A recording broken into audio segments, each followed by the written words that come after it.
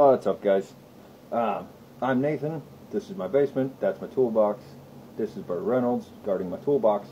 It's like 1 o'clock in the morning. I've had far too much Red Bull. So what do? You make yourself a glass of bourbon and you make a video talking about autocockers. So I figured we'd start with some super basic stuff. First and foremost, big thanks to ACT3, Autococker Tech Tuning and Talk. This page is where I learned pretty much everything I know about working on autocockers. A lot of that comes through, experience, just working on stuff, but there's a lot of guys in this page who really kind of gave me the opportunity to learn from experience that these guys have, because they've been playing with these guns since they were invented, which is awesome, because I never really messed with autocockers back in the day when I was playing, and I gave a buddy of mine crap for shooting one for probably 10 years before I got back into the sport. I played with that same gun maybe 2 rounds or so when I got back into the sport here a few years ago, and it totally changed my outlook on it. I got hooked on these guns, and by far it's one of my favorite platforms on the market as far as paintball goes. So I figured we'd do a real quick video about what is an autococker.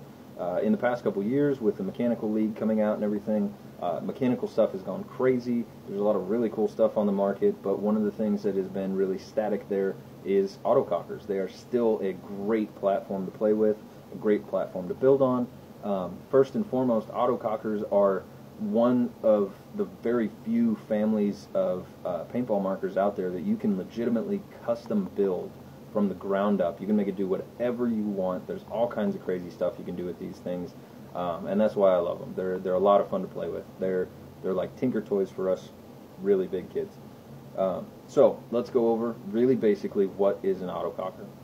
An autococker is a closed bolt marker, which if you're not familiar with that, closed bolt versus open bolt. A open bolt marker, the bolt actually sits behind the detent with the ball, and when you fire, that whole assembly moves forward, and once it reaches the barrel, actually fires.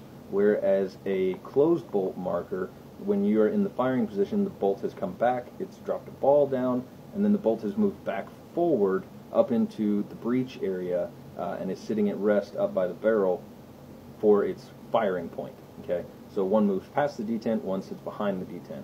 That's closed bolt versus open bolt. Autocockers are essentially a pneumatically automated pump gun, is really what it is. That's how they started, obviously, back when Bud Orr first started playing with his first sniper, and that's where it all began. And then they realized, people started messing with them and realized, hey, we can actually automate this. We can automate a pump gun.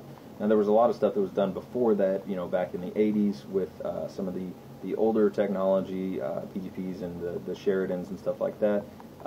There's a lot of guys who have been super influential, for our sport in that way, as far as taking the technology another step, but we'll cover that at a different time. So basically, this is an autococker that I am building for a local guy. It's not mine. I wish it was. It's very pretty.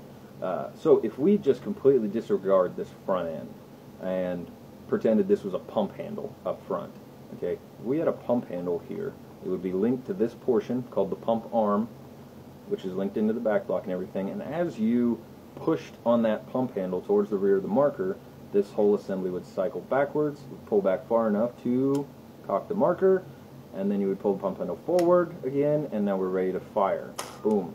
So as you can see, again, closed bolt versus open bolt. This being closed bolt, you can see how the bolt moves past where the detent would be, cocks the marker, and as it comes back to rest where it would be the firing point, it is past where the detent would sit. So your ball would be sitting up here where the threads of the barrel or the back of the barrel would be, and you're ready to fire.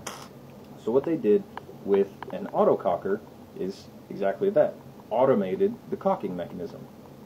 So there is a little switch right here, and all this really basically does is takes air from the center hose and distributes it. That's all it is, just moving air from one end to the other.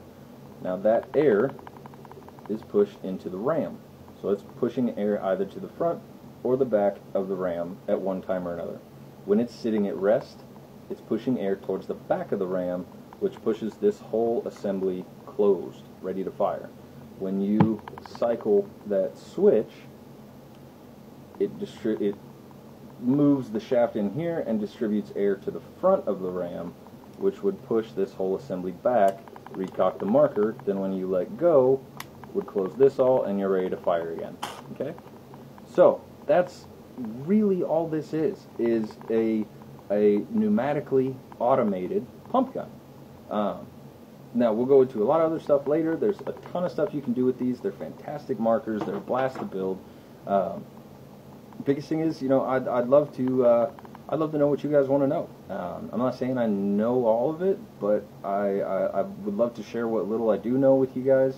I love building these things, and if there's any way that I can help out, like the guys on this page helped me out when I was learning, I'd love to know how I can do so. So whatever I can cover for you guys, if there's anything you want to see, anything that I've built, anything that you want to see built, or anything that you just want talked about, just let me know.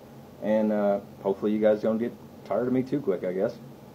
So let me know. We'll talk with you guys in a few hours, considering I guess it's always morning. Have a good one.